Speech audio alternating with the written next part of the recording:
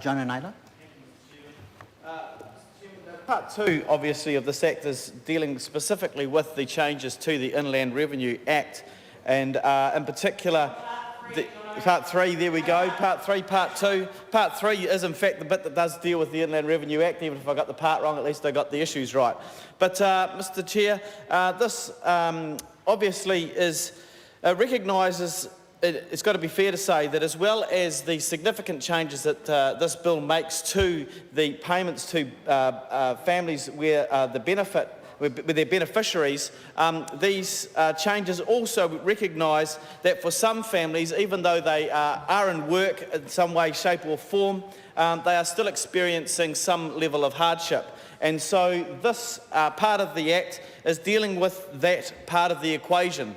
In particular, obviously, through the Working for Families part of the program, because Mr Chair, we need to ensure that actually we are continuing to work with those families who are finding it hard, whatever situation that is leading towards that.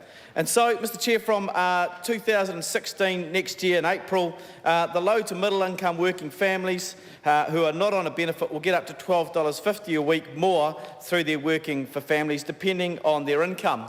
Now, I've heard a number of comments from across the other side of the House this afternoon, basically calling that amount insignificant, calling the $25 insignificant. They've talked about the price of cheese, they've talked about the price of eggs, and how this isn't necessarily going to simply lift people out of poverty. And Mr Chairman, I do acknowledge that for some people, $12.50 does not seem particularly significant. But I can say, Mr Chairman, that actually for some people $12.50 is significant, and it does make some difference. No one has said that this bill is the silver bullet to solving child poverty in New Zealand. It is part of a suite of things that are being put forward. It is part of addressing the issue. It is part of a measured approach and changes to our benefit system and to our taxation system to ensure that we can provide some level of extra assistance. Now, I can tell you that for the first 4 years of my wife and I were raising our children, our primary source of income was the student allowance. Now, that made things pretty difficult, but actually after being dependent on the student allowance, it was then being dependent on a starting out social worker's salary, and we were grateful for the extra assistance that we got when things were tight at that time through this Working for Families. Now that's a few moons ago. I know a bit of water's gone under the bridge since then.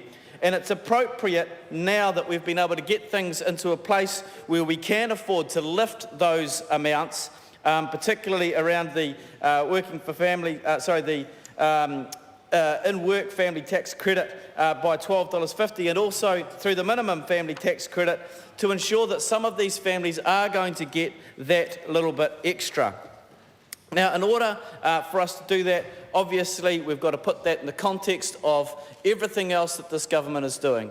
Mr Chair, this is not a silver bullet. This is not a one-off thing that is happening. This is part of a suite of measures that this government has been putting in place to actually address some of the issues that need to be addressed, and this particular bill needs to be seen alongside those things as well. I'm going to